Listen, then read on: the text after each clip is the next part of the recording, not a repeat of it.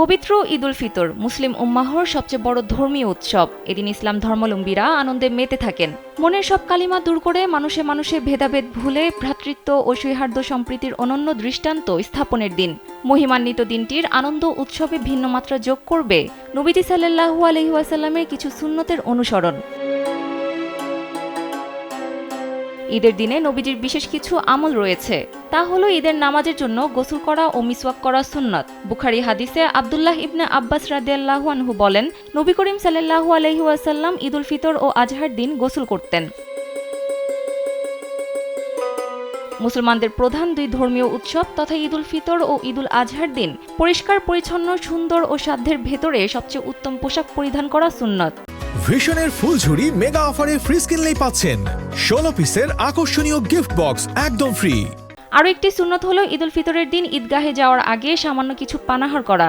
তবে ঈদ উল আজহার দিন পানাহার ছাড়া ঈদগাহে যাওয়া ও নামাজের পর নিজের কোরবানির গোশত দিয়ে প্রথম খাবার গ্রহণ করা সুন্নত।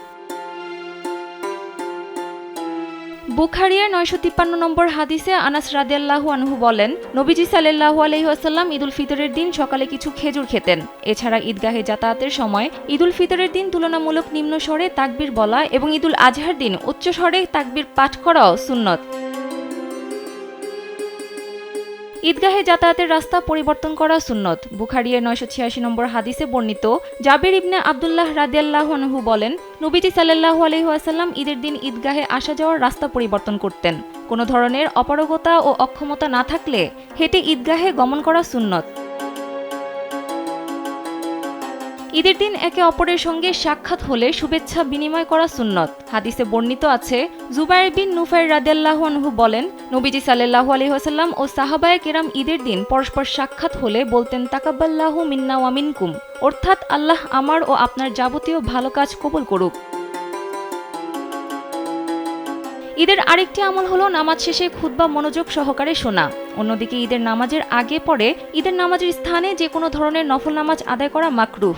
ঈদের নামাজের পর ঈদগাহ থেকে বাড়ি ফিরে 2 রাকাত নফল আদায় করা সুন্নাত। ঈদের দিনের এসব চমৎকার আমল ও আয়োজন প্রত্যেক মুসলিম উম্মাহর ঈদ আনন্দ আরও বহুগুণে বাড়িয়ে দেয়। সানজিদা ইসলাম, কালবেলা।